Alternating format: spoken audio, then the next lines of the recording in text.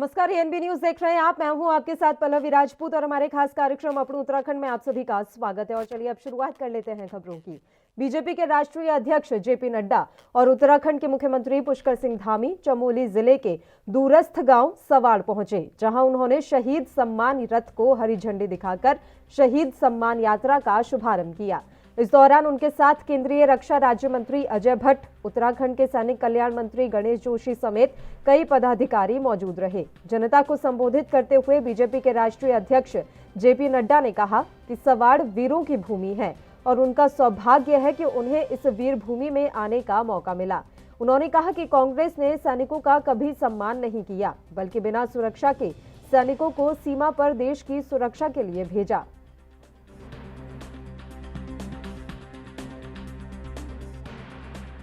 8 दिसंबर तक यह लगभग जो है 1734 वीर शहीदों के आंगन से मिट्टी उठाकर ये उनको सजो करके और ये सैन्य धाम पर पहुंचाई जाएगी और सैन्य धाम में इस मिट्टी का उपयोग होगा।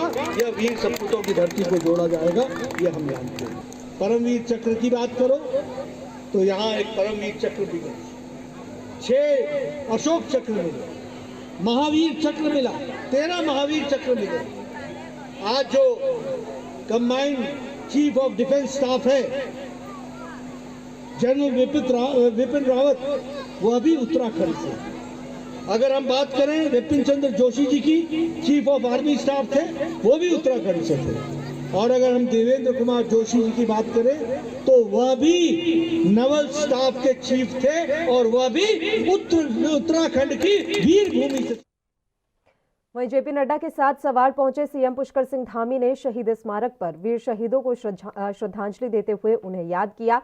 साथ ही मंच से सीएम धामी ने आतंकवाद पर कड़ा प्रहार किया। उन्होंने कहा कि भारत की तरफ आंख उठाकर देखने वालों को हमेशा देश के वीर जवानों ने करारा जवाब दिया है। पर लड़ा गया। सितंबर 2016 या 2019 में सर्जिकल स्ट्राइक द्वारा पाकिस्तानी सैनिकों और आतंकवादियों का खात्मा करना हो, हर जगह सेना के वीर जवानों ने दिखा दिया है कि भारत पर आक्रमण करना तो दूर, कोई आग भी उठाएगा तो भारत की सेना उसको नेस्तनाबूद कर देगी। उत्तराखंड की देवभूमि ने लाखों वीर सैनिक इस देश को दिए हैं। अपने इस अदम चमोली के बाद अल्मोड़ा जिले में भी शहीद स्मारक पर राष्ट्रीय अध्यक्ष जेपी नड्डा पहुंचे, जहां उन्होंने बीजेपी कोर कमेटी की बैठक में हिस्सा लिया। आपको बता दें कि ये कोर कमेटी की बैठक अल्मोड़ा, पिथौरागढ़ समेत बागेश्वर जिले के 12 विधानसभा क्षेत्रों में हुई, जिसमें नड्डा के साथ प्रदेश के सीएम पुष्कर सिंह धामी, प्रदेश अध्यक्ष मदन कौशिक, उत्तराखंड सह प्रभारी रेखा वर्मा, चुनाव सह प्रभारी लॉकेट चटर्जी, केंद्रीय राज्य मंत्री अजय भट्ट समेत 12 विधानसभाओं के सिटिंग विधायक और बीजेपी के तमाम पदाधिकारी मौजूद रहे। कोर कमेटी की ये बैठक आगामी विधानसभा चुनावों को लेकर काफी अहम मानी जा रही है। इसमें 12 विधानसभाओं के कामकाज का आकलन किया गया।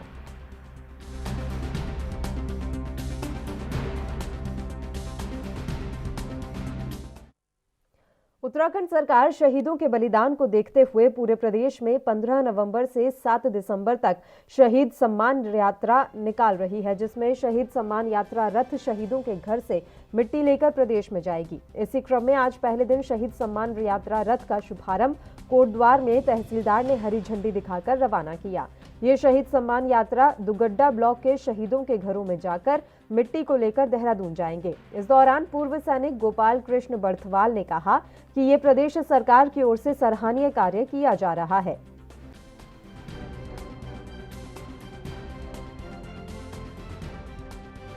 घरों में जाकर के और उनके यहाँ से मिट्टी ला करके और एक किस्म से उनको कोई दुख तकलीफ समस्या उनको भी ये टीम जो है वो अपने नोट करती रहेगी। और एक अच्छी पहल है ये सरकार की कि सरकार वो जो शहीदों के परिवार में जाकर के और वो ऐसे यहाँ पर ये कार्यक्रम चला रहे हैं। तो ये दुगड्डा ब्लॉक के जो आज ये शहीदों के कलश जो है यहाँ से अपने मार्च किया उन्होंने, तो ये दुगड्डा ब्लॉक में जितने भाबर क्षेत्र है पूरा। चमोली जिले के सैन्य बाहुल्य गांव सवाड़ में सोमवार को मुख्यमंत्री पुष्कर सिंह धामी ने शहीद सैन्य सम्मान यात्रा की शुरुआत की। इस दौरान केंद्रीय रक्षा राज्य मंत्री अजय भट्ट भी सवाड़ गांव पहुंचे, जहां उन्होंने पत्रकार वार्ता के दौरान बताया कि शहीदों के सम्मान में पवित्र गांव सवाड़ से ये यात्रा निकाली जा रही है, जो जगह जगह से मिट्टी लाएगी, जिससे सैनिक बाहुल्य क्षेत्र में 5वां धाम सैनिक धाम स्थापित होगा।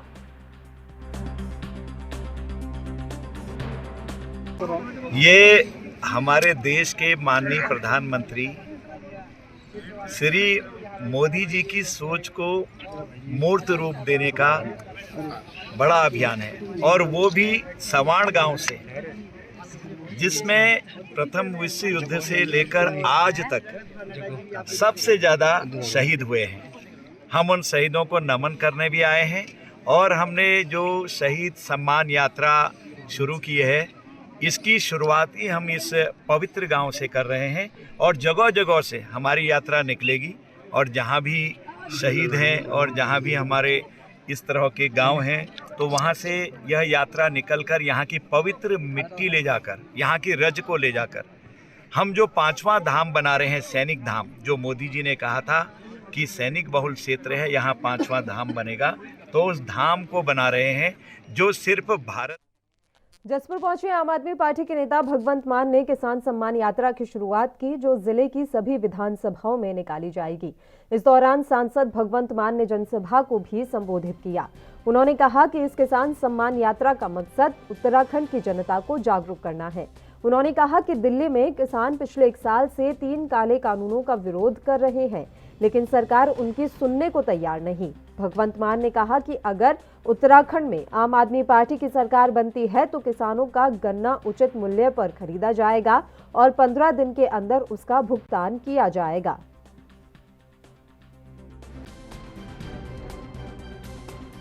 किसान संकल्प यात्रा यहाँ से शुरू की है। उसमें हम जो लगभग 1 साल से दिल्ली की सरहदों पर बैठे हैं किसान, 3 काले कानूनों को रद्द करवाने के लिए, और उनको रद्द करने का घोषणा पत्र जारी किया है कि जैसी सरकार बनती है हम विधानसभा में रद्द कर देंगे, जैसे दिल्ली में कर दिया। और किसानों को 2500 रुपये धान और गेहूं का MSP और 400 रुपये क्विंटल गन्ने। खटीमा में आम आदमी पार्टी के पूर्व प्रदेशाध्यक्ष SS कलेर ने प्रेस वार्ता कर भगवंत मान के खटीमा आगमन की तैयारियों को लेकर जानकारी दी। साथ ही 3 दिवसीय किसान संकल्प यात्रा के दौरान कार्यक्रमों के बारे में बताते हुए कहा कि नशे के खिलाफ बच्चों की दौड़ करवाई जाएगी। उसके बाद बच्चों को पुरस्कार भी दिए जाएंगे। बता दें कि आज खटीमा से किसान संकल्प यात्रा का आगाज हो चुका है। ये यात्रा नानक मत्ता होते हुए सितारगंज में 17 नवंबर को समाप्त होगी। इस दौरान आम आदमी पार्टी पीड़ित किसानों की आवाज बनेगी। पूरी तैयारियां कर ली गई हैं। हम पहले तो एक नशे के विरुद्ध अपने खटीमा में जो नशा फैल रहा है उसके विरुद्ध एक बच्चों को बुला के रेस करवा रहे हैं, जिसमें जनता को जागरूक करेंगे भी नशा छोड़ो सेहत बनाओ, इसके लिए करेंगे। उसके बाद भगवंत मान जी उनके लिए प्राइज डिस्ट्रीब्यूशन करेंगे, और यहाँ कुछ ठारू समाज से कल्चर से औरतें आएंगी और वो ठारू समाज के कल्चर को बढ़ाएंगी। फिर पर्वत समाज से औरतें आएंगी, वो पर्वत समाज के कल्चर के बारे में कुछ भगवंत मान जी के। उत्तराखंड में होने वाले विधानसभा चुनावों को लेकर निर्वाचन आयोग ने तैयारी तेज कर दी है, जिसको लेकर मतदाता जागरूकता के लिए मुख्य निर्वाचन अधिकारी सौजन्या ने 2 रथों को रवाना किया। जानकारी के मुताबिक एक रथ कुमाऊं और दूसरा रथ गढ़वाल में जागरूकता अभियान चलाएगा। रथ के माध्यम से 18 वर्ष से अधिक उम्र के युवाओं को अपना वोट बनवाने के लिए जागरूक किया जाएगा।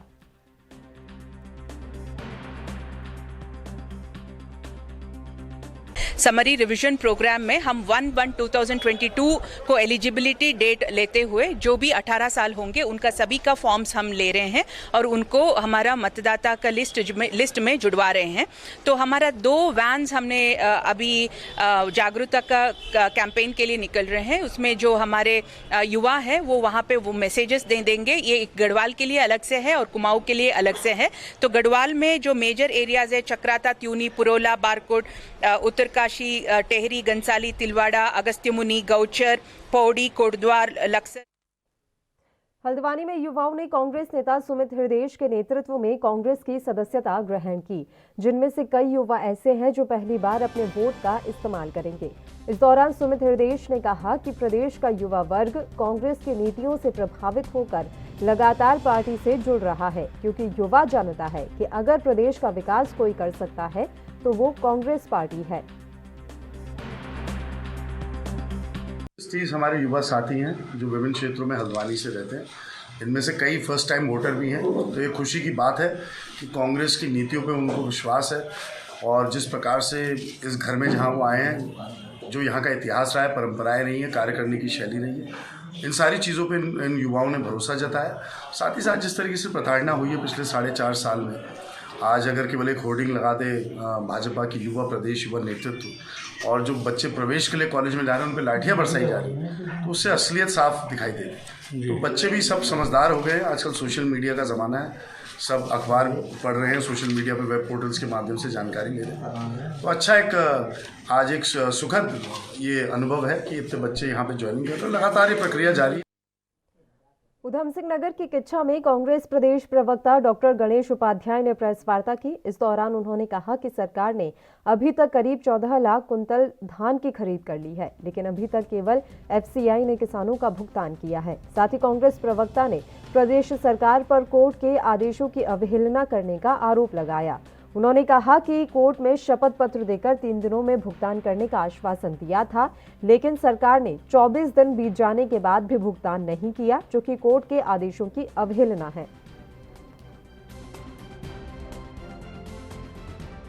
उत्तराखंड सरकार ने अभी तक आज की तारीख तक 14 लाख क्विंटल से ऊपर धान खरीद कर ली गई है, जिसका भुगतान 1 अरब 77 करोड़ का अभी बचा है।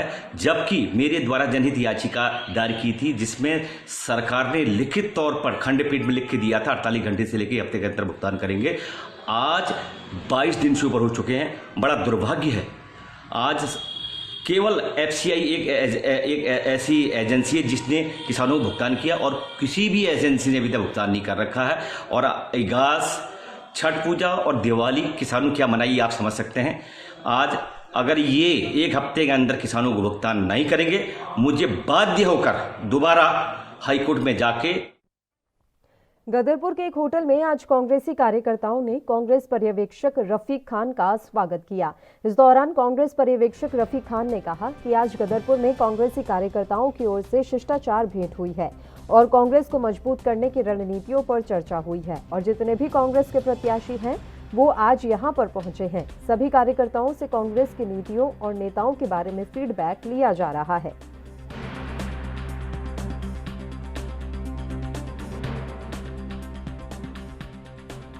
देखिए, ऐसा है कि अभी टिकटों का डिसीजन होना और अभी तय होना, इसमें बहुत दूरी है। अभी विचार विमर्श होगा, पार्टी के कैंडिडेट यहाँ सबसे बातचीत की जाएगी, डिस्ट्रिक्ट प्रेसिडेंट की ओपिनियन ली जाएगी, प्रदेश अध्यक्ष की ओपिनियन ली जाएगी, जनरल सेक्रेटरी इंचार्ज हैं, ऑब्जर्वर्स हैं। तो अभी समय टिकटों के डिस्ट्रीब्यूशन का नहीं है, अभी समय है कांग्रेस के लिए अलग जगाने का। जो मुद्दे हैं आज की तारीख में, जो अभिनेत्री कंगना रनौत के आजादी वाले बयान पर कांग्रेस ने फिल्म अभिनेत्री के खिलाफ मोर्चा खोल दिया है। उधम सिंह नगर की किच्छा में कांग्रेस प्रदेश सचिव संजीव कुमार के नेतृत्व में तमाम कार्यकर्ताओं ने कोतवाली पुलिस को तहरीर देकर कंगना रनौत पर स्वतंत्रता सेनानियों का अपमान करने का आरोप लगाया। कांग्रेसियों ने कहा कि देश को आजाद कराने में लाखों लोगों ने अंग्रेजों की तमाम यातनाएं सही और अपने प्राणों का बलिदान दिया, लेकिन कंगना ने खुले तौर पर देश को आजाद कराने वाले शहीदों का अपमान किया है। अभिनेत्री कंगना ने बयान दिया था कि भारत को 2014 में आज़ादी मिली और 1947 में जो आज़ादी मिली थी वो भीख में मिली थी। फिल्म अभिनेत्री के इस बयान का विरोध देश भर में किया जा रहा है। कोतवाली प्रभारी निरीक्षक जी को एक तहरीर दी है फिल्म अभिनेत्री कंगना रनौत के खिलाफ। उन्होंने पिछले दिनों एक बयान दिया कि ये देश की आज़ादी हमें भीख में मिली है और ये बयान हम स्वतंत्रता सेनानी आश्रित परिवार से हैं, हम लोग को बड़ा आहत हुआ है। हमारे बुजुर्गों ने इस देश के लिए, आज़ादी के लिए अंग्रेज़ों की जेलों में यातनाएं सही, शहीद हुए काला पानी जैसी सजाएं भुगती और उसके बाद इस टाइप की अभिनेत्री इस टाइप का बयान दे रही हैं, ये बड़ा शर्मनाक है। हमने तुरंत कहा है कि इनके खिलाफ प्राथमिकी। कंगना रनौत के बयान को लेकर पूरे देश में जहां आक्रोश है, तो वहीं हल्द्वानी में भी यूथ कांग्रेस ने कंगना रनौत का पुतला दहन कर आक्रोश जताया। इस दौरान कांग्रेसी नेता प्रदीप नेगी ने कहा कि कंगना को इतिहास का पता नहीं है, तभी ऐसा बयान दिया है। उन्होंने कहा कि कंगना के बयान से स्वतंत्रता सेनानियों के परिवारों को जो ठेस पहुंची है, वो देश बिल्कुल भी बर्दाश्त नहीं करेगा। कंगना रनौत जी, आपको इतिहास का मालूम नहीं है, आपको इतिहास पता नहीं है जिस प्रकार से आप कह रहे हैं कि, और जो आपने बयान दिया ये बहुत ही शर्मनाक बयान है। जिस प्रकार से जो देश में जो हमारे स्वतंत्रता सेनानी थे, जिन्होंने देश को आज़ादी में अपना बलिदान दिया, अपने प्राणों की आहुति दी, और आज उनके परिवारों को जिस प्रकार से उनके बयानदारों उनके परिवारों को उनके ठेस पहुंची है, बहुत ही शर्मनाक बयान है।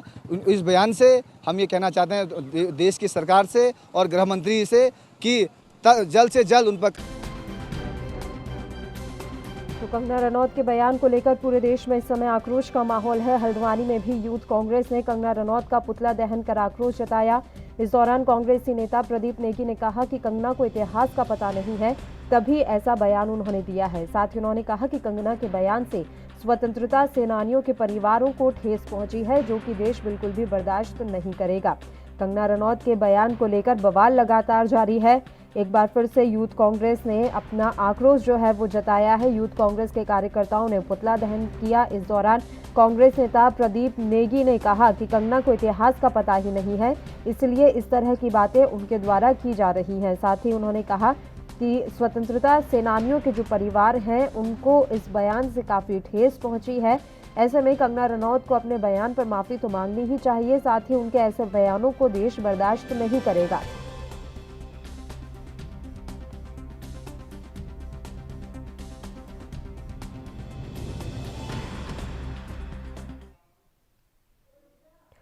फिल्म अभिनेत्री कंगना रनौत के बयान ने देश भर में बवाल मचा रखा है। जहां विपक्षी पार्टियां कंगना रनौत के खिलाफ अपना जहर उगल रही हैं, तो वहीं भारतीय जनता पार्टी और हिंदूवादी संगठन के लोग कंगना रनौत का समर्थन करते हुए दिखाई दे रहे हैं।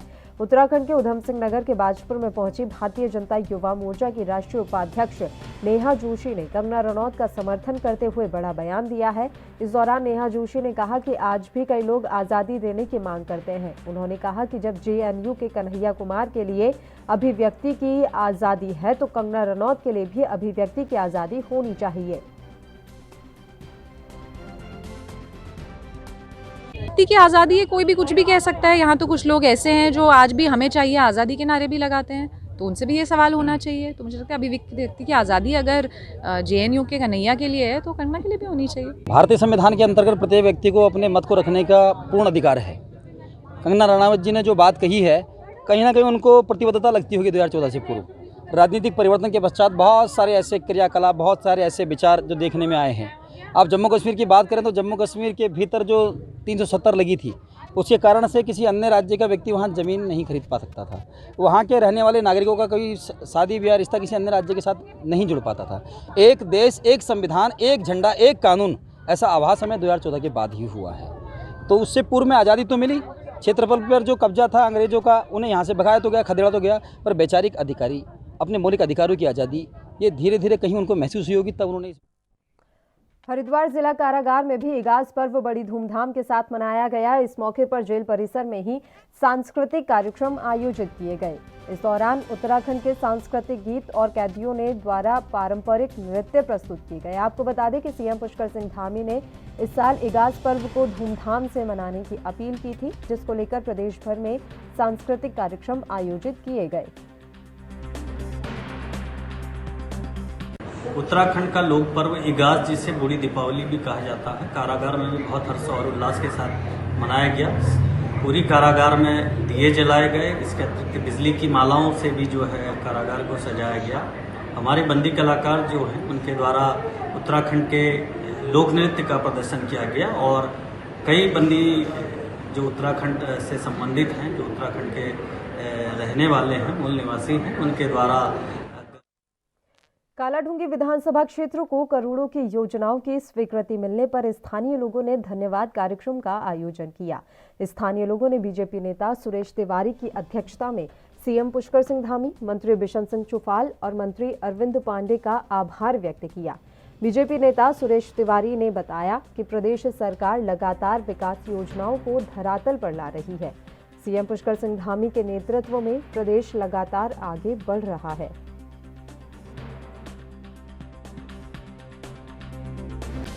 कम करने का जो उद्देश्य है, हम प्रदेश सरकार के मुख्यमंत्री श्री पुष्कर सिंह धामी जी का, प्रदेश के पेयजल मंत्री श्री बिशन सिंह चुफाल जी का और शिक्षा मंत्री अरविंद पांडे जी का विशेष रूप से आभार प्रकट करना चाहते हैं। उन्होंने हमारे इस क्षेत्र के लोगों को इतनी बड़ी सौगात दी और मुझे पूरा विश्वास है कि इस क्षेत्र की बहुत बड़ी जो पानी की समस्या है वो बहुत जल्दी साकार होने जाएगी और इसी उद्देश्य।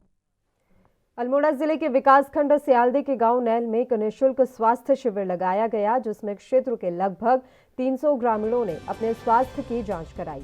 चामुंडा अस्पताल काशीपुर की ओर से स्वास्थ्य शिविर का आयोजन किया गया, जिसमें ग्रामीणों को निःशुल्क दवा वितरण किया गया। शिविर में ईसीजी, ब्लड शुगर की भी जांच की गई। इसके लिए ग्रामीणों ने डॉक्टर यशपाल रावत का आभार व्यक्त करते हुए कहा कि इस प्रकार के कैंप लगने से लोगों को स्वास्थ्य सुविधा का लाभ मिल पाएगा। दूरसेज नैल में जो ये कैंप हमारे चामुंडा अस्पताल काशीपुर की समस्त टीम ने किया है वो उसमें करीब 300 मरीजों का हमने परीक्षण किया और 300 मरीजों को दवाइयाँ बांटी।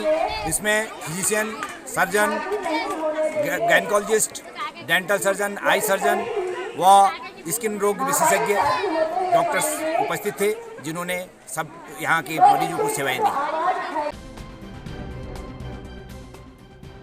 तो आपको बता दें कि गांव नहल में निःशुल्क शिविर जो है वो आयोजित किया गया है। अल्मोड़ा से ये खबर हम आप तक पहुंचा रहे हैं, जहां निःशुल्क शिविर का आयोजन हुआ है। अल्मोड़ा जिले के विकासखंड सियालदे के गांव नैल में एक निःशुल्क स्वास्थ्य शिविर लगाया गया, जिसमें क्षेत्र के लगभग 300 ग्रामीणों ने अपने स्वास्थ्य की जांच कराई। चामुंडा अस्पताल काशीपुर की ओर से स्वास्थ्य शिविर का आयोजन किया गया, जिसमें ग्रामीणों को निःशुल्क दवा का वितरण भी हुआ। शिविर में ईसीजी, ब्लड शुगर की भी जांच की गई। इसके लिए ग्रामीणों ने डॉक्टर यशपाल रावत का आभार व्यक्त करते हुए कहा कि इस प्रकार के कैंप लगाने से लोगों को स्वास्थ्य सुविधा का लाभ मिल पाएगा।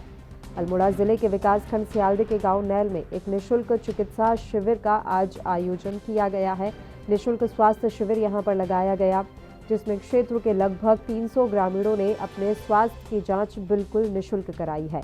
चामुंडा अस्पताल काशीपुर की ओर से स्वास्थ्य शिविर का आयोजन किया गया, जिसमें ग्रामीणों को निःशुल्क दवा वितरित की गई। शिविर में ईसीजी, ब्लड शुगर की भी जांच की गई। इसके लिए ग्रामीणों ने डॉक्टर यशपाल रावत का आभार व्यक्त करते हुए कहा कि इस प्रकार के कैंप लगाने से लोगों को स्वास्थ्य सुविधा का लाभ मिल पाएगा।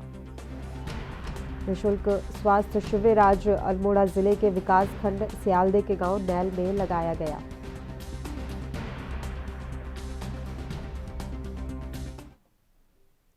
आज नेशनल मूवमेंट ओल्ड पेंशन संगठन के बैनर तले प्रदेश के 44 संगठनों के कर्मचारी संयुक्त रूप से हरिद्वार से देहरादून परेड ग्राउंड के लिए कूच करते हुए दिखाई दिए। संगठन के प्रदेश सचिव विकास ने जानकारी देते हुए बताया कि ओपीएस के बैनर तले प्रदेश के 44 संगठनों ने पुरानी पेंशन बहाली की हुई थी, जिसे सेंट्रल गवर्नमेंट की ओर से 1 जनवरी 2004 को समाप्त कर दिया गया था, जिसके बाद राज्य सरकार की ओर से 1 अक्टूबर 2005 के बाद पुरानी पेंशन को समाप्त कर दिया गया, जिसको लेकर कर्मचारियों में काफी नाराजगी है।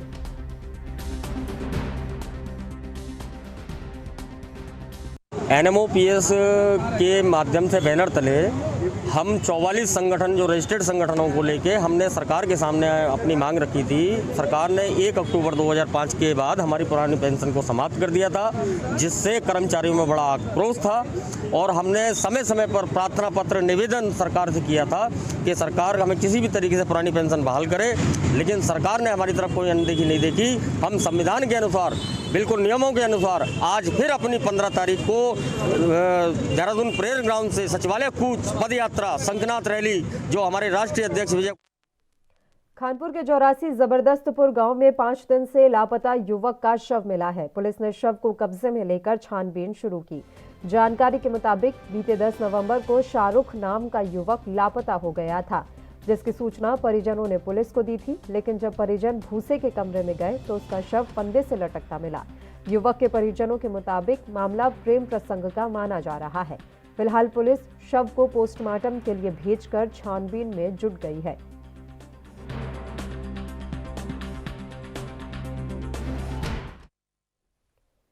बाजपुर के केला खेड़ा में शिकारी के लगाए गए फंदे में एक गुलदार अचानक फंस गया, जिसके बाद पूरे गांव में हड़कंप मच गया। जानकारी मिलते ही हरकत में आए वन विभाग के अधिकारियों ने मौके पर पहुंचकर करीब 1.5 घंटे की कड़ी मशक्कत के बाद गुलदार का रेस्क्यू करने में सफलता हासिल की। वन क्षेत्राधिकारी रूप नारायण गौतम ने बताया कि गुलदार का प्राथमिक उपचार करने के बाद ही इसे वन क्षेत्र में छोड़ा जाएगा।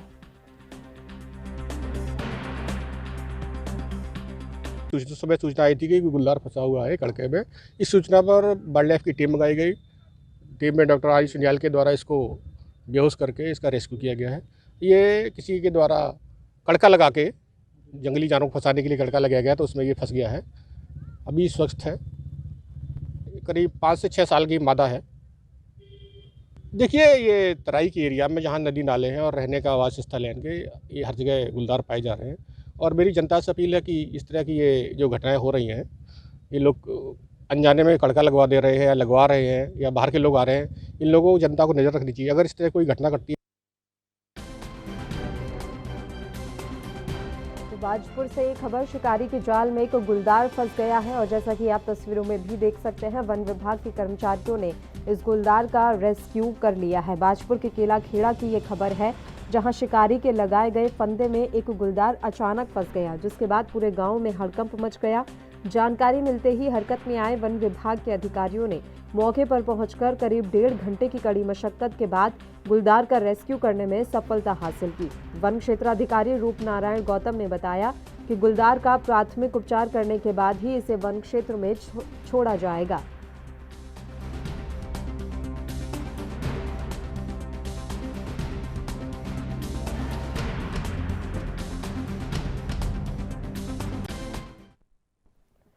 और इस बुलेटिन में फिलहाल के लिए इतना ही। मुझे दीजिए इजाजत। देश और प्रदेश के तमाम ताज़ा खबरों के लिए आप देखते रहिए ANB न्यूज़। नमस्कार।